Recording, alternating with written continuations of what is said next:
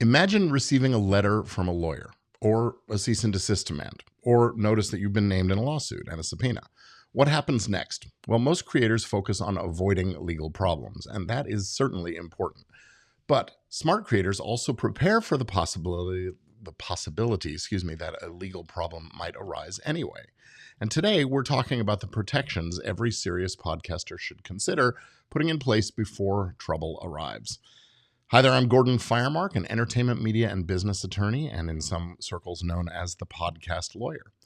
And I've been doing this for a long time. So let's talk about risk management. One lesson from the Canada Land case, and by the way, this is the third in our series of episodes following up on that Canada Land defamation case.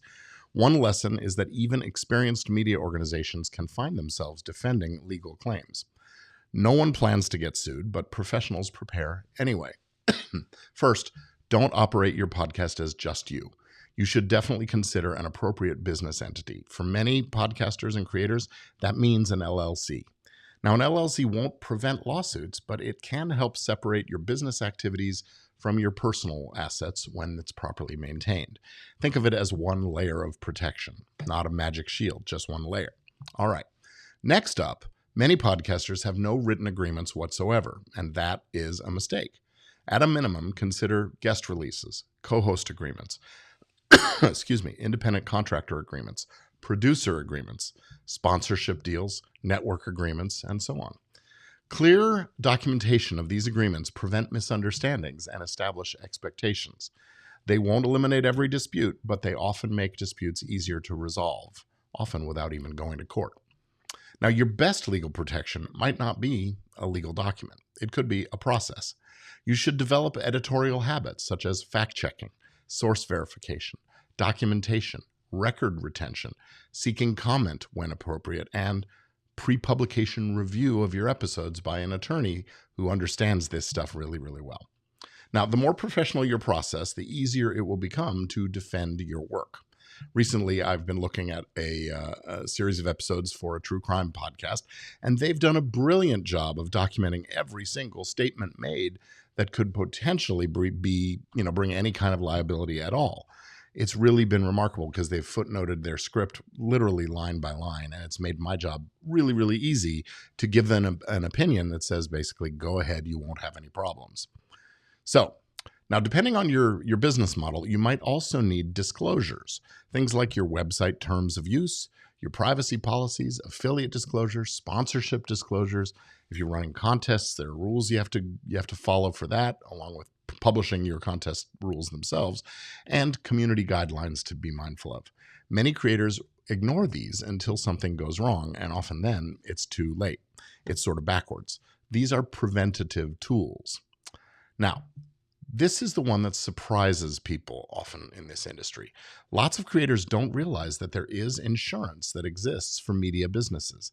Media liability insurance, or sometimes it's called errors and omissions insurance, can provide coverage for claims like defamation, privacy violations, copyright issues, trademark claims, misappropriation of name or likeness, those kinds of things. Now, the coverage varies, the policies vary widely, but if your content creates legal risk, insurance is definitely worth exploring. In that Canada Land case, there was an insurance company involved, and that made it possible for them to settle out and pay that nearly almost $1 million Canadian dollars. So think about it this way. You insure your car in case something happens, you have an accident, you cause someone some harm. You insure your home in case something happens and harm comes to your home. If your podcast is a business, why wouldn't you insure that as well? Now, many podcasters focus on audience growth, downloads, subscribers, revenue, those kinds of things. And all of those are important. But your reputation is likely your most valuable asset.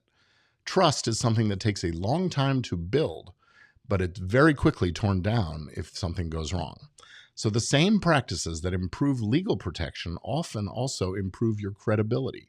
Those are accuracy, fairness, transparency, professionalism, the way you approach things. These aren't merely legal concepts. They are business assets. Now, the goal isn't just to eliminate risk. That is always impossible. You're never going to get rid of every little bit of risk. The goal is to manage the risks you take intelligently. Use good contracts, create sound processes, protect your intellectual property, have a business entity in place, consider insurance, and operate like the professional business you are becoming, because that's how you achieve real impact, income, and influence. That's how sustainable podcast businesses are built. If you would like help getting your legal foundation in place, you can reach out to me, visit firemark.com and schedule an appointment, or check out the resources that I've linked below in the description, including my free podcast guest release, various legal forms and templates, guides, and my free workshop, Grow Your Podcast with Confidence, the legal steps creators take to protect themselves. So until next time, protect your content, protect your brand, and protect your business. And I'll see you soon.